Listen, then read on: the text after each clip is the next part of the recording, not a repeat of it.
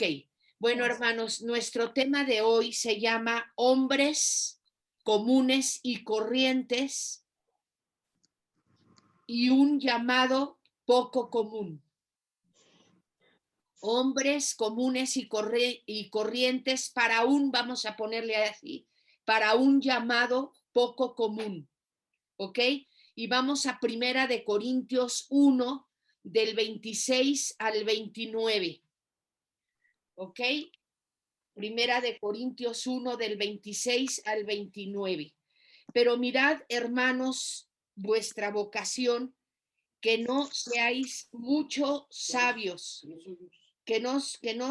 sois mucho sabios según la carne, ni muchos poderosos, ni muchos nobles, sino que lo necio del mundo escogió Dios para avergonzar a los sabios, y lo débil del mundo escogió Dios para avergonzar a los sabios, y lo débil del mundo, perdón, escogió Dios para avergonzar a lo fuerte, y lo vil del mundo y lo menospreciado escogió Dios, y lo que no es para deshacer lo que es, a fin de que nadie se jacte en su presencia.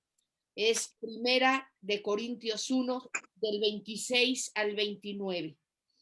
Desde los comienzos mismos de su ministerio público en su ciudad natal de Nazaret, Jesús fue tremendamente controversial. La gente de su propia comunidad literalmente trató de matarlo inmediatamente después de haber pronunciado su primer mensaje público en la sinagoga local. Vamos a ver Lucas 4, del 28 al 30. Lucas 4, del 28 al 30. Al oír estas cosas, todos en la sinagoga se llenaron de ira y levantándose, le echaron fuera de la ciudad y lo llevaron hasta la cumbre del monte sobre el cual estaba edificada la ciudad de ellos. ¿Para qué? Para dañarle. Mas él pasó por en medio de ellos y se fue. Ahora trabajé con Nueva Versión Internacional. Entonces así dice que las mismas personas con las que creció el Señor Jesús, con los que jugaba, con los que fue a la escuela, ¿verdad? Que conocían a José, que era el carpintero, que conocían a María, su madre, etcétera. Esas mismas personas se enfurecieron y quisieron dañarle. Mas él pasó por en medio de ellos y se fue. Dice, irónicamente, Jesús se hizo tremendamente popular entre la gente que vivía en la región de Galilea, que era más grande esa región. A medida que empezó a circular la noticia de sus milagros por toda la zona, grandes multitudes venían a verle y a oírle hablar. Quiero decirte algo que yo pude ver en la historia del Señor Jesucristo, en los evangelios, es que Él se hizo de una fama tremenda. ¿Por qué? Porque convirtió el agua en vino en las bodas de Canaán, porque sanó a la suegra de Pedro, que llevaba mucho tiempo enferma. El Señor la sana, quita esa fiebre que ella tenía, y dice que ella se levantó y le servía. Entonces yo voy a decirte algo, nosotros tenemos que proclamar las grandezas de Dios. La iglesia se va a llenar, hermanos, nosotros nos vamos a ir de donde estamos ahora cuando literalmente ya no quepamos ahí, que haya gente en los pasillos, que haya gente en la entrada, pero esto va a ocurrir si tú y yo hablamos, o sea, la gente empezó a hablar de hay un Jesús que convirtió el agua en vino, que sanó a la suegra de Pedro, y no me cuentes y no me digas, y sanó a tal leproso y sanó al cojo de no sé dónde, y se empezó a expander la noticia de lo que hacía el Señor Jesucristo. El Señor Jesucristo sigue, hermanos y hermanas, haciendo milagros entre nosotros. Nos sana, nos suple, nos cuida. Tú y yo podemos dar muchos testimonios de que el Señor ha sido grande entre nosotros. Entonces nosotros tenemos que expandir estas buenas nuevas para que más personas conozcan al Señor, para que más personas estén con nosotros, ¿ok? Lucas 5:1, vamos a Lucas 5:1. Un día estaba Jesús a orillas del lago de Genezaret y la gente lo apretujaba para escuchar el mensaje de Dios. En pocos días, esos milagros que hizo el Señor al principio, se expandió la noticia por todos lados, a tal grado que ya eran multitudes las que seguían al Señor, lo apretujaban. Un día la gente era tan numerosa y lo presionaban tanto que él tuvo que subirse a un bote y alejarse de la orilla, lo suficiente como para seguir hablando desde allí. Hermanos, estamos viviendo tiempos en que la gente tiene hambre de las cosas de Dios y a veces se equivocan, a veces van a buscar en otros lados, en otras fuentes, el poder saciar esa hambre, pero esa hambre y esa sed solo pueden ser saciadas, como el Señor le dijo a la samaritana, por el Señor Jesucristo. Ni las nuevas ideologías, ni la ciencia, ni porque estudies 5 carreras y tengas no sé tantas maestrías. Y no quiero decir con esto que los jóvenes no deban prepararse, simplemente te hablo de esa hambre espiritual que todos tenemos y que solo Jesucristo puede saciar. Dice, no por pura coincidencia, el bote que escogió el Señor Jesús pertenecía a Simón, que después fue llamado como Pedro. ¿Ok? Jesús habría de darle un nuevo nombre a Simón, Pedro. Dice, y Pedro llegaría a ser la persona dominante en el círculo íntimo de los discípulos. Te voy a decir algo, el Señor fue a orar, estuvo toda la noche orando, que esa cita luego la vamos a ver, y Dios trata con él para escoger a 12 discípulos, 12 discípulos que iban a ir con él, que iban a estar durante 18 meses de su ministerio. O sea, el Señor Jesús al principio no escogió a los discípulos, sino a la mitad de su ministerio fue que de toda la multitud que le seguía y que le apretujaba, él escoge a 12 discípulos, que evidentemente el Padre le dice quiénes son. Gracias porque el Señor nos conoce desde que estábamos en el vientre de nuestra mamá. Y Él te escogió a ti y te escogió y me escogió a mí para servirle, para amarle, para glorificarle, para hablar de las grandezas que el Señor ha hecho en nuestras vidas. ¿Ok? Entonces, voy a leer esto y Pedro llegaría a ser la persona dominante en el círculo íntimo de los discípulos. Algo que te quiero decir que también descubrí fue muy padre, es que hubo 4 discípulos que se conocían desde niños, ¿verdad? Que era Andrés, Pedro, Juan y Jacobo. Los 4 pescadores, ¿verdad? Ellos se conocían desde niños, crecieron juntos y eso da una unidad tremenda. Cuando nosotros, hermanos, hacemos amigos en el tiempo de la adolescencia, cuando somos chicos, damos todo nuestro corazón. Nuestros corazones de niños y de jovencitos y de adolescentes son corazones limpios que tú haces amigos, que no te fijas en nada, que no criticamos, que no juzgamos, que no buscamos otras cosas, sino simplemente la amistad. Y de ahí, hermanos, tú puedes buscar a tus amigos, los de la infancia, los de la adolescencia. Por ahí nos hemos dado cuenta que muchas chicas se han casado con sus compañeritos de la secundaria, con sus compañeritos de la prepa, ¿verdad? De ahí han salido esposos. Y esas amistades son muy fuertes.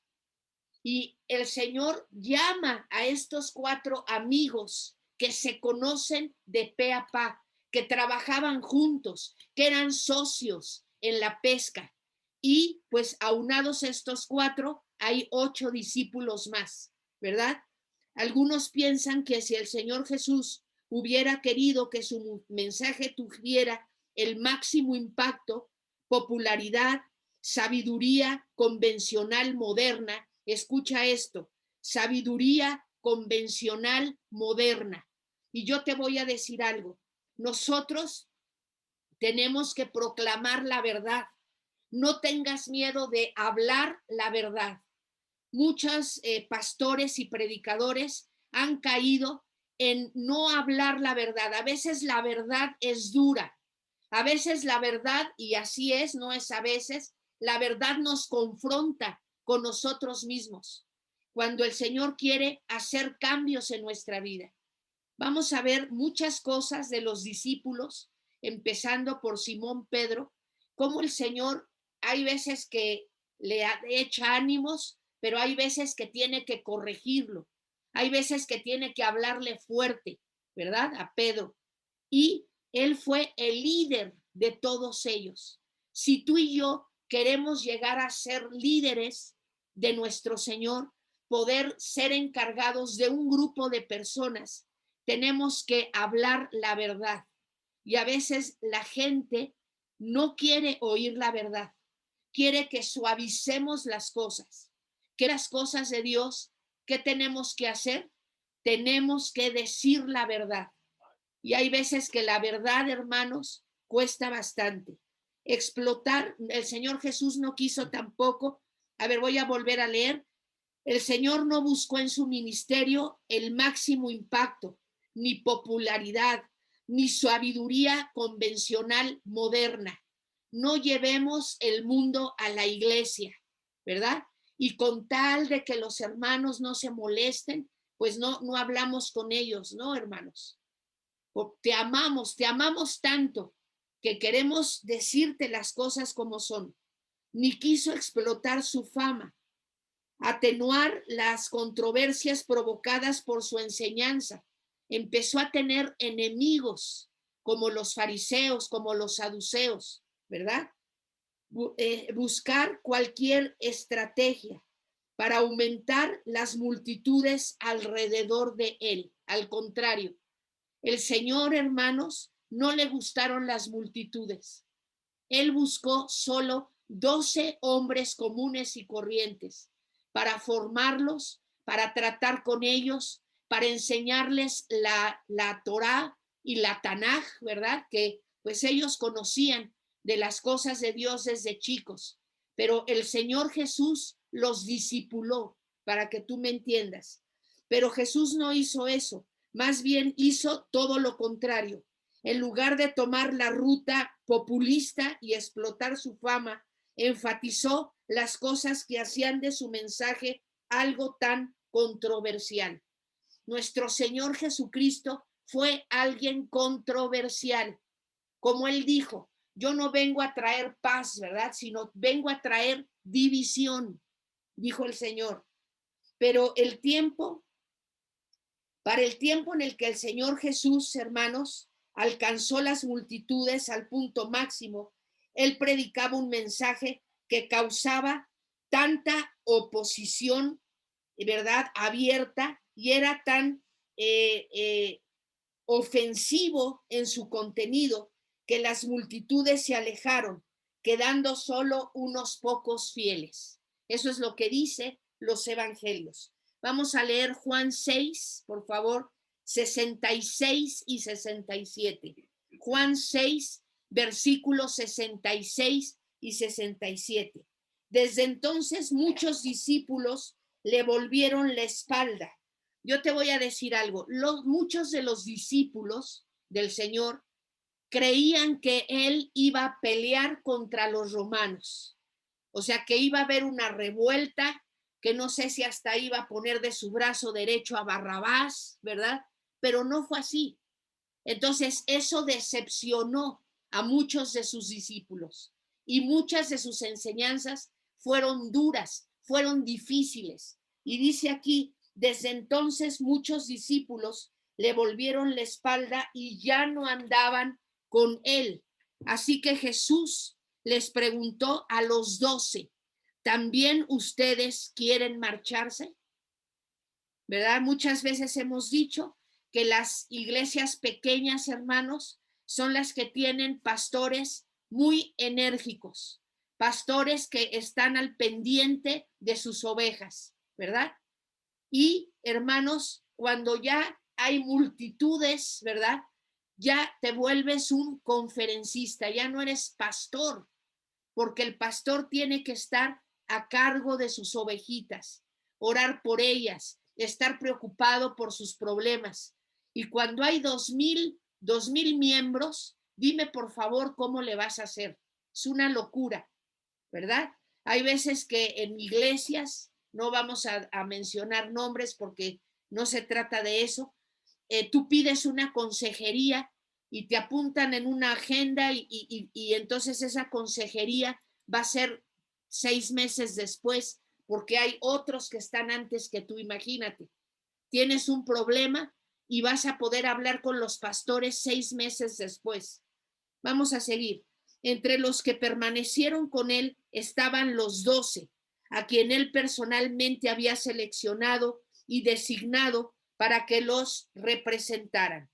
Eran 12 hombres comunes y corrientes con nada excepcional. Escucha esto. O sea, el Señor puede hacer de ti algo grande y ser utilizado por él y ser un instrumento en su reino. ¿Ok? Dice, pero la estrategia del Señor Jesucristo para adelantar su reino giró en torno de estos 12 hombres en lugar de las multitudes que lo aclamaban, ¿verdad? Muchas veces, hermanos, cuando hay multitudes, muchas de esas personas, pues les gusta el momento, les gusta la emoción o les gusta quizá los milagros que puedan ocurrir, que hay sanidades, que hay liberaciones, que el Señor dijo esto, aquello, o se vio aquello y esto en la iglesia, pero no hay una formación en el corazón. Dice aquí, decidió trabajar a través de la disponibilidad de estos pocos individuos, llenos de fallas, más bien que llevar a cabo su agenda a través de la fuerza de las multitudes. Dios, esto nos está hablando cosas tremendas, hermanos. Otra vez, decidió trabajar a través de la disponibilidad de estos pocos individuos, llenos de fallas, más bien que llevar a cabo su agenda a través de la fuerza de las multitudes. ¿Ok? ¿Cuándo vamos a triunfar? Cuando somos pocos. O sea, y sí, a mí me fascina ver que la iglesia esté llena, que esté llegando más gente, gloria a Dios, bendito sea el nombre del Señor, pero el Señor Jesús tenía una agenda, ¿verdad? Una agenda, o sea, ahora hay una agenda globalista, pues el Señor tenía su agenda. Y para llevar a cabo esta agenda de que el reino de Dios se expandiera, de que el reino de Dios llegara a todas las familias, era por medio de 12 hombres comunes y corrientes. Dice que no usó las fuerzas de las multitudes, ni el poder militar, su popularidad personal o una campaña de relaciones públicas. Nada de eso, ¿verdad? No puso pósters en los postes, hola amigos, ni ninguna propaganda, ¿verdad? Voy a volver a leer esto. El Señor no usó la fuerza de las multitudes, ni el poder militar, ni la popularidad personal, ni una campaña de relaciones públicas. Desde una perspectiva humana, el futuro de la iglesia y el éxito a largo plazo del evangelio dependían enteramente de la fidelidad de esos pocos discípulos. ¿Ok? El Señor con 12 discípulos, que después fue Pablo, el 12º discípulo, ¿verdad? Con estos 12 discípulos, hermanos, se extendió el evangelio a través del mundo conocido. Nosotros tenemos una Biblia, ¿verdad? Y tenemos al Señor Jesucristo y tenemos al Espíritu Santo. Gracias al Espíritu Santo y a estos 12 discípulos. Si ellos fallaban, no había un plan B, es decir, un plan alternativo. La estrategia que Jesús escogió tipifica el carácter del reino de Dios. Escuchen bien, la estrategia que el Señor Jesús escogió tipifica el carácter del reino. Vamos a leer Lucas, por favor, 17, 20 y 21. ¿Sí me escuchan bien, verdad, hermanos? Lucas 17, 20 y 21. Los fariseos le preguntaron a Jesús cuándo iba a venir el reino de Dios, y a él les respondió: la venida del reino de Dios no se puede someter a cálculos, ni van a decir mírenlo acá o mírenlo allá. Dense cuenta que el reino de Dios está entre ustedes. ¿Quién es el reino de Dios? Es el Señor Jesucristo. Es su mensaje, es su propósito. ¿A qué venía el Señor Jesucristo? A morir por nosotros. El avance del reino no es un ejército ni una fuerza, sino con mi espíritu, ha dicho Jehová de los ejércitos. Vamos a leer, por favor, Zacarías 4:6. Así que el ángel me dijo: esta es la palabra del Señor para Zorobabel. No será por la fuerza ni por ningún poder, sino por mi espíritu, dice el Señor Todopoderoso. Entonces, ¿qué es lo que esperaba el Señor Jesús en estos 12 discípulos? La presencia del Espíritu Santo. Yo te voy a dar un secreto. Cuando tú y yo andamos bien en las cosas de Dios, que estamos orando todos los días, que estamos leyendo la palabra de Dios, hay milagros en nuestras vidas de muchas cosas. Y entonces tienes que compartir a los demás. Y entonces el reino se expande. A mí me preocupa mucho que nos quedemos callados. Tenemos que evangelizar. Es tan sencillo platicar lo que el Señor ha hecho en nuestras vidas. No platiques de que estás enfermo. Platica de cómo el Señor te ha sanado. Platica de cómo el Señor ha suplido tus necesidades, etcétera. O sea, yo he visto tanta sencillez en los evangelios de cómo se expandió la fama del Señor, platicando sus milagros, platicando lo que el Señor hizo en esta tierra. Una docena de hombres bajo el poder del Espíritu Santo son una fuerza más poderosa que la muchedumbre cuyo entusiasmo inicial por Jesús había sido aparentemente provocado por poco más que simple curiosidad. Vamos a tener gente curiosa, que por curiosidad la gente se acerca, ¿verdad? Pero también vamos a tener gente como esa mujer con el flujo de sangre, ¿se acuerdan? Que había gastado todo lo que tenía en médicos y ella seguía impura, no se le podía acercar a nadie por ese flujo de sangre. Y se esforzó por tocar el manto del Señor. Y dice que en ese instante ella fue sana. O sea, las multitudes podían oprimir al Señor, apachurrar al Señor de tal forma que no lo dejaban ni hablar. Pero una mujer obtuvo su sanidad porque se acercó al Señor con fe, decir: Señor, sáname. Y el Señor lo hizo. El Señor Jesucristo personalmente escogió a los 12 e invirtió la mayor parte de su energía en ellos. Gloria a Dios. Los escogió antes que ellos lo escogieran a él. Vamos a leer Juan 15:16, por favor. No me escogieron, otra vez Juan 15:16. Si se fijan, estamos trabajando con los evangelios, poco de Antiguo Testamento ahorita. Juan 15:16. No me escogieron ustedes a mí, sino que yo los escogí a ustedes y los comisiono para que vayan y den fruto, un fruto que perdure. Dice, así el Padre les dará todo lo que le pidan en mi nombre. Aleluya. ¿Cuál es ese fruto del que habla el Señor? Que lleves almas a los pies de Cristo, que les compartas a los que tienes a un lado y al otro. Miren, hermanos, no quiero decir cosas atrevidas, ¿verdad? Audaces, pero te voy a decir esto, es un milagro que todos los que estamos en la congre seguimos sin contagiarnos del coronavirus. El Señor nos ha protegido, nos ha guardado bajo sus alas. Y esto es un testimonio muy grande que tenemos que compartir. Acércate al Señor.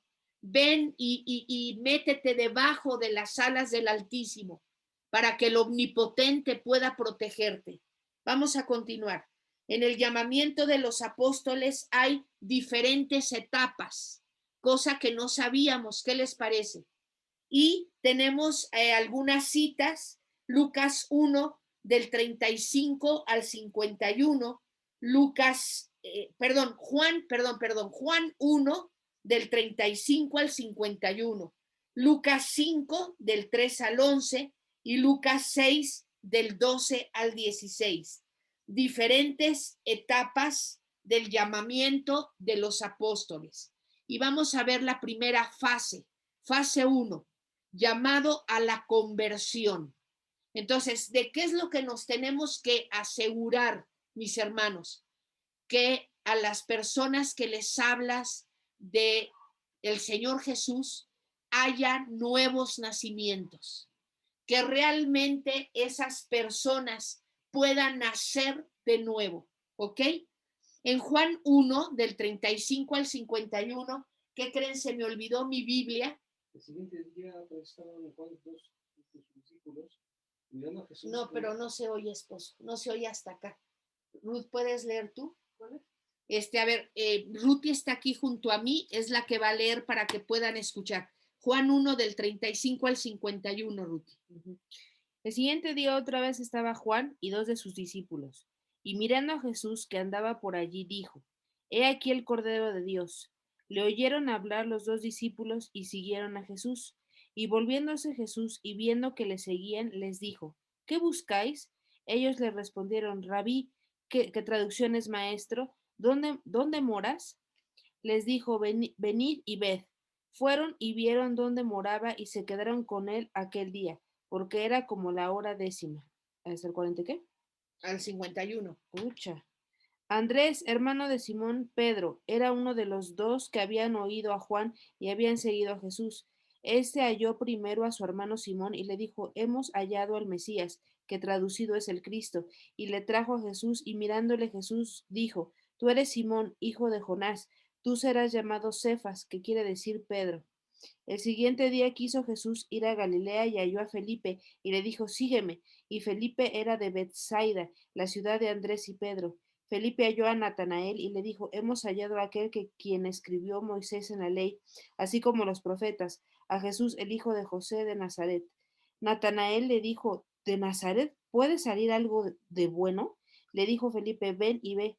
Cuando Jesús vio a Natanael que se le acercaba, dijo de él, he aquí un verdadero israelita a quien no hay engaño. Le dijo Natanael, ¿de dónde me conoces? Respondió Jesús y le dijo, antes que Felipe te llamara y cuando estabas debajo de la higuera, te vi. Respondió Natanael y le dijo, Rabí, ¿tú eres el Hijo de Dios? ¿Tú eres el Rey de Israel? Respondió Jesús y le dijo, ¿por qué te dije? Porque te dije te vi debajo de la higuera, ¿crees? Cosas mayores que estas verás.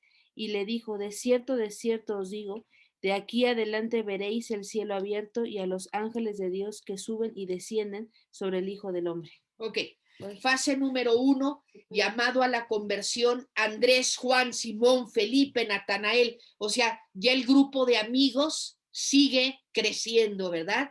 Todos eran del mismo lugar y se conocían bien. Vamos a volver. Andrés, Juan, Simón, Felipe y Natanael se encontraron con Jesús por primera vez. Esto tuvo lugar cerca del comienzo del ministerio del Señor Jesús. en el desierto próximo al río Jordán, donde Juan el Bautista estaba ministrando. Andrés y Juan y los otros estaban allí porque ya eran discípulos de Juan el Bautista. Pero cuando oyeron a su maestro señalar a Jesús y decir, he aquí el Cordero de Dios, siguieron al Señor Jesucristo. Eso fue la fase 1 de su llamamiento. Fue un llamado a la conversión. Es necesario reconocer a Jesús como el verdadero Cordero de Dios y Señor de todo y aceptarlo por fe. Entonces, número 1, si tú y yo queremos ser discípulos del Señor Jesucristo, la primera cosa es que tenemos que nacer de nuevo, que realmente tenemos que decir, Señor, te recibo en mi corazón. Declaro que tú eres el Rey de Reyes y el Señor de Señores. Tú eres ese Cordero de Dios enviado por el Dios Todopoderoso a morir por mí en la cruz del Calvario. Y si tú quieres tener discípulos, hermano y hermana, que tú tengas personas a las que les estás compartiendo de Cristo, número 1, tienen que recibir a Cristo como su Señor y Salvador. Los relatos de los evangelios nos enseñan que aunque los discípulos oyeron su enseñanza y se sometieron a él como su maestro, seguían en sus trabajos habituales, ganándose el sustento mediante sus actividades naturales, ganándose el sustento mediante una actividad regular. En este caso, pues la pesca, por ejemplo, ¿ok? Mateo, pues recaudando los impuestos, etcétera. Por eso es que desde ese punto hasta que Jesús los llamó a un ministerio de tiempo completo, a menudo los vemos pescando y reparando sus redes, ¿ok? Fase número 2, mis hermanos, llamados al ministerio. O sea, primero es nacer de nuevo y después fueron llamados al ministerio. Y eso lo vemos en Lucas 5, del 3 al 11. Mis hermanos, que ya lo leímos, que el Señor Jesús se sube una barca para desde ahí predicar, porque ya era mucha gente la que lo apretujaba y casualmente utilizó la barca de Pedro. Dice aquí, describe el hecho en detalle. Esta fue la ocasión cuando Jesús se alejó de la orilla del mar para escapar de la presión de las multitudes y enseñó desde el bote de Pedro. Después le pide que regrese al mar a pescar, aunque no era la mejor hora para pescar. Escuchen esto, la pesca era más productiva por la noche. O sea, los pescadores, hermanos, salen a pescar en la noche, no en el día. ¿Por qué? Cuando el agua está más fría y los peces suben a la superficie a comer. Ni era el lugar más indicado. Normalmente los peces se alimentan en aguas no muy profundas, donde es muy fácil pescar. Jesús le dice a Pedro, quiero que te vayas a lo hondo y eches ahí las redes. Era de día, con un solazo tremendo, ¿verdad? Y le dice que vaya a lo profundo. Y dice aquí que los peces les gusta ir a donde no está profundo, porque ahí está el alimento que ellos comen, ¿ok? Entonces, cuando el agua está más fría y los peces suben a la superficie a comer, es en la noche, no en el día, ni era el lugar más indicado lo profundo. Normalmente los peces se alimentan en aguas no muy profundas donde es fácil pescar. Pedro estaba exhausto, habiendo estado pescando durante toda la noche sin resultado. Ricky, ¿puedes leer Lucas 5:5, por favor? Sí. Dice, respondió le dijo, maestro, toda la noche hemos trabajado y nada hemos pescado, mas en tu palabra echaré la red. Amén. Ok. O sea, aquí hay un milagro, otro milagro del Señor, porque dice que las redes reventaban de peces. Pedro y sus compañeros estaban exhaustos porque habían estado toda la noche yendo al mar a pescar y no habían pescado nada. Entonces el Señor, después de predicar, después de enseñar desde la barca de Pedro, le dice: Pedro, adéntrate a lo más profundo y echa tus redes. Él obedece y esas redes están llenas de peces. ¿Ok? Hermanos, creo que se me está. ¿Cuánto tiempo me queda, Ruti? 3 minutos. Me quedan 3 minutos. Vamos a orar y voy a seguir enseñándote paso a paso esto de los discípulos. Vamos a aprender muchas cosas de Pedro, de Juan, de por qué el Señor escogió a estos hombres comunes y corrientes. Y también el Señor te escogió a ti y me escogió a mí ahora, en nuestra generación, para servirle a Él en nuestra generación. ¿Ok, chicos? Vamos a orar. Señor, te alabamos y te bendecimos y te glorificamos, Señor Jesús, porque has sido nuestro Señor y Salvador, pues, un Señor sencillo, Señor, que no buscaste la popularidad, que no buscaste las multitudes, Señor, sino que buscaste 12 hombres, los cuales discipular para que llevaran el evangelio a todos los rincones de la tierra. Te damos gracias, Señor, te alabamos y te bendecimos por este tiempo. Señor, gracias porque vamos a estar aprendiendo muchas cosas. Gracias por nuestra iglesia. Levantamos casa de oración Alfa y Omega, Señor. Levantamos a cada familia de la iglesia, Señor. Yo te pido que tu rostro resplandezca sobre cada hermano de nuestra congregación, Señor. Padre, suple sus necesidades espirituales, Señor, físicas, Señor, y mentales, Señor. Padre, te lo pido en el nombre de Jesús de Nazaret. Gracias por este tiempo, Señor. Amén, aleluya. Hermanos, gracias y Dios les bendiga. Y pues yo creo que la próxima clase voy a ver si hay dudas. Si hay dudas, nos vemos el viernes. ¿Ok? Dios les bendiga. Gracias. Hasta luego. Gracias, buenas noches a Dios, todos. Muchas gracias, pastora. Daniel, Francisco, Javier, Rosita, Erika. Dios los bendiga, Noemí. Gracias, pastora, igualmente. Gracias, pastora. Saludos. Ok. Gracias. Dios. Angélica, hola, Vero, familia, Gordita. No quiero que se me pase ninguno. Dios los bendiga. Gracias.